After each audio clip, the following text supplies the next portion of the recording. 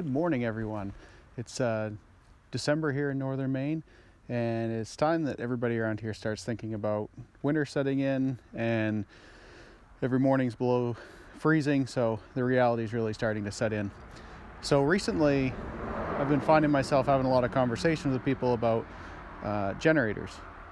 The last few years, I've always had a portable generator that you drag out of the garage when the power goes out, and hope you have enough gas to last for a few hours and that the gas is good and the generator is going to start. You hook it up, babysit the thing, and then when it's done, you have to pack everything back up, put it away, and gas the thing up for the next time. Well, a year or so ago, I had a little unfortunate incident, and mine was outside running and the rain came in and ruined it. So I was in the market for a new generator and decided that the thing to do is have something that will start on its own, has plenty of fuel, and most importantly can run outside without getting damaged. So I went on a little mission and found that Generac, the PowerPact generator series, is probably just what I needed. I don't need a lot of power, I don't need everything in the house to work at the same time. I just need the essentials. Northern Maine, it gets really cold in the wintertime when the power's out, so I need to have heat, I need to have water, and so that means I need to run a well. And also probably a good idea to have some lights, and why not have a little TV and internet at the same time if we're going to have a generator going. So that was my mission. And I figured out that the PowerPact series with 8,000 watts, I think it's 8,500 watts of power, really fits the bill. They're inexpensive, although it's a Generac product, and it's an auto start stop. So today I'm going to go over that a little bit with you and show you what I did. So let's check it out. So this is the Generac PowerPact standby generator. It has an automatic transfer switch in the house, and this is not a whole house transfer switch. This only does certain circuits that you choose in your house, and I'll show you that in a few minutes. I'll go inside. This is it. I've got it set on a little bit of ground that a little side hill here, so I built up a pad for it, set it on there. As you can see, this one I did add the cellular monitoring to it, so it'll text and send a push notification if there's a problem, or if the power goes out and it starts. It also lets me know when it's been exercising, and so it does automatically exercise once a week also. And here's the panel.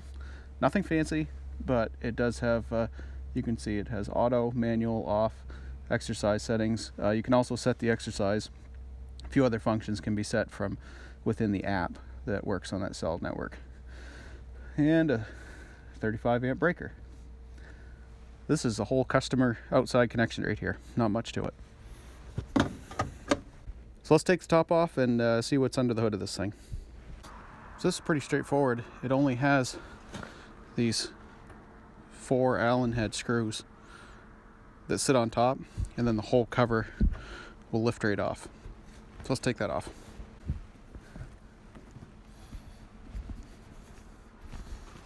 All right, here we are without the cover on, and this piece protects the front. That just lifts right off once the top cover's off it and exposes the engine. And this is it. Now, this is not a pressurized oil system. It's a splash oil engine, but it is made specifically for Generac.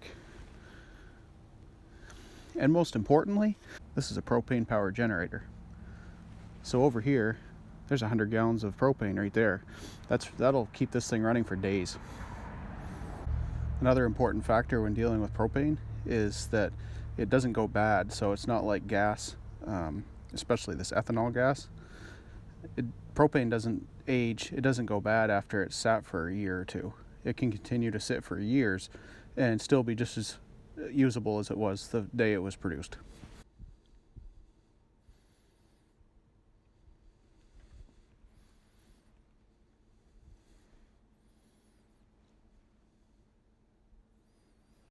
Okay, so now that we've checked out the outside, let's wander inside and take a look at the transfer switch and what goes on in the house.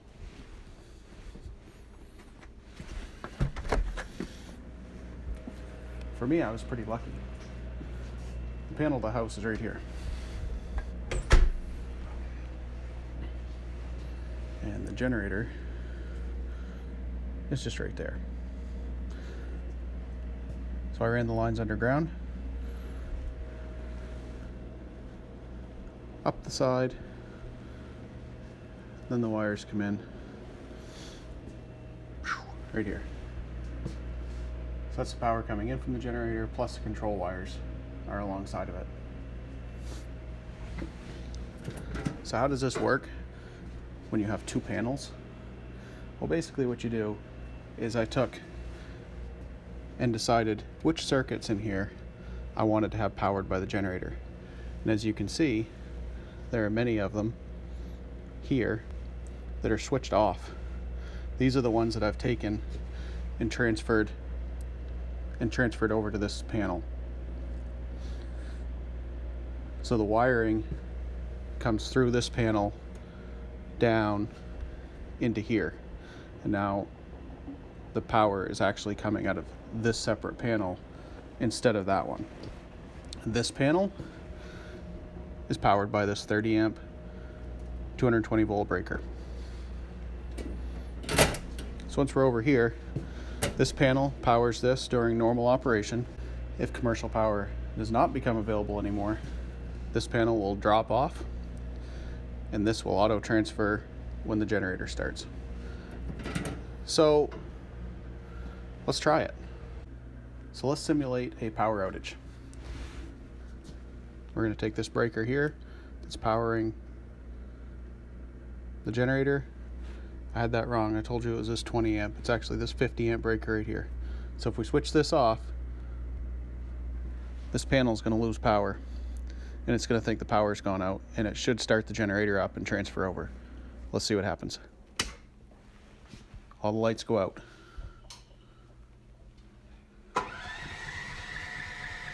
And as a propane generator, they do tend to take a few seconds to start. That just happens to be a common thing in how they are. Now it's started. This should transfer back on. It's cold out, so this can take a few seconds.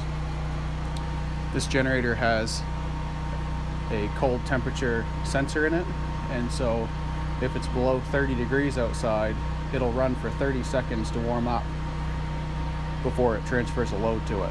So let's wait.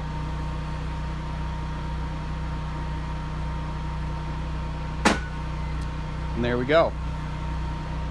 All the lights are back on. We're now routing on a generator load.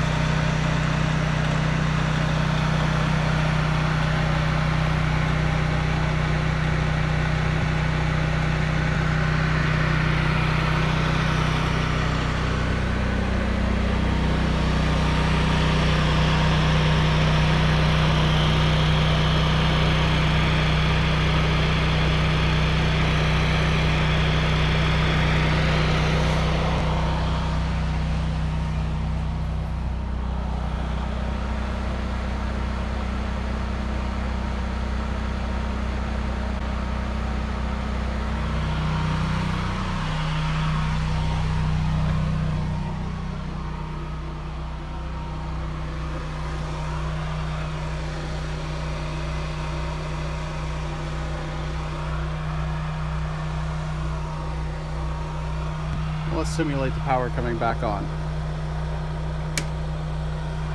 Transfer switch just received commercial power again. Generator's going to run for a short time, waiting to make sure the power stays stable.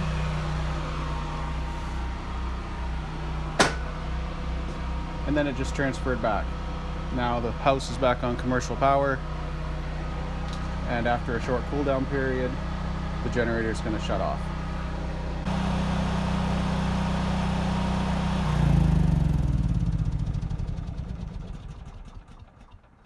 There we have it. This all can happen whether you're home or not. You can be sound asleep in bed.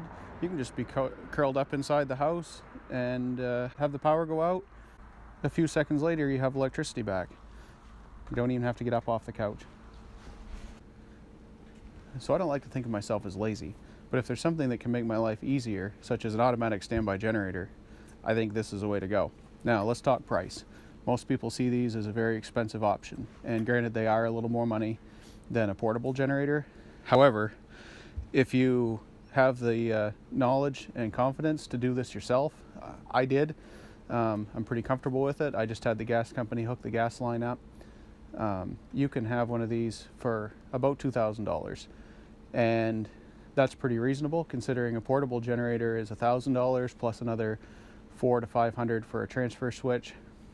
So it's not that much more for a lot more convenience and peace of mind to know that whether you're home or not, the generator is going to start and transfer the load over for you. And at the end with a power outage, it'll shut itself back off.